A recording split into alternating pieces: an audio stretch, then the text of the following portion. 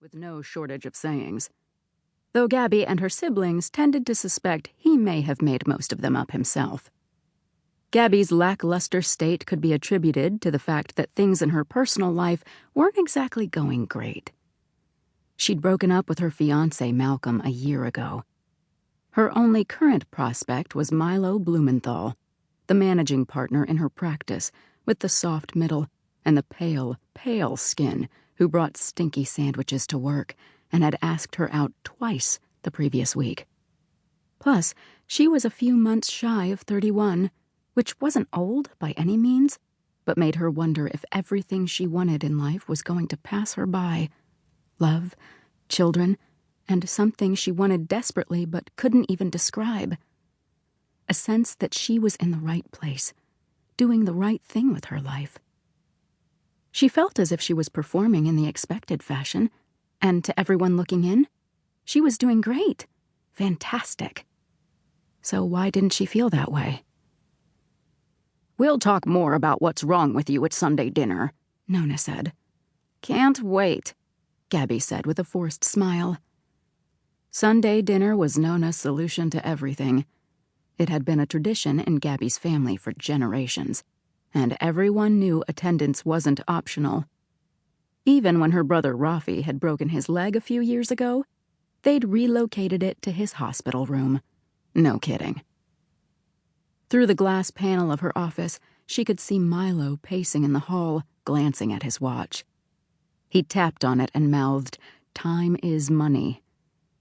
Gabby glanced at her own watch, gave him a little wave, and smiled sweetly. Her family was more important than Milo's obsessive timekeeping.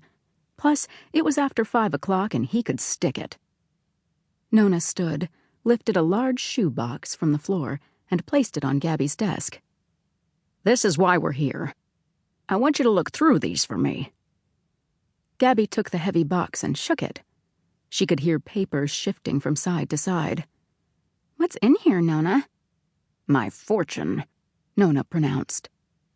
Gabby exchanged glances with Rachel before taking off the lid and flipping carefully through the top items in the box. Old bank statements, a CD for $5,000, an old life insurance policy for $100,000. Gabby tended to have a disproportionate number of elderly clients who wanted to get their wills in order, many of whom saved their important documents in shoe boxes, just like this one.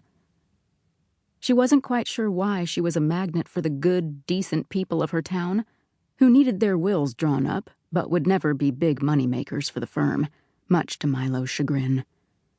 But she loved chatting with them, or sometimes just listening when they needed someone to talk to. Something sparkly from the bottom of the box caught her eye. A gold chain with a pendant, but not just any pendant. A trapezoid-shaped piece of white marble with gray veins. Nona's family was originally from Tuscany, near Carrara, and the pendant clearly looked like it was carved from a piece of Carrara marble. "That's for you," Nona said. "Oh, what is it?"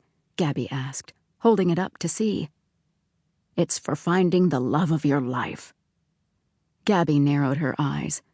She was known among her siblings as the romantic one in the family, but she could never top Nona's often fantastical romantic leanings, such as her staunch belief in their town's legend.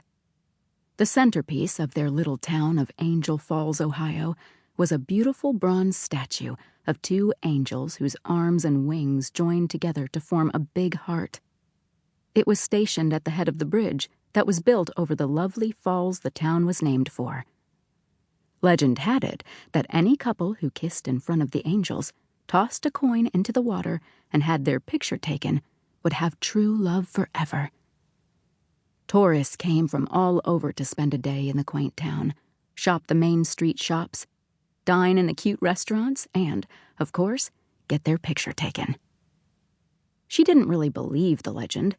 It was more for the tourists anyway. Once she'd tried to get Malcolm to throw a coin in the water to cement their love for all eternity, but he'd laughed at her and said it was too silly. Good thing in retrospect. But this tale, She'd never heard it before from Nona.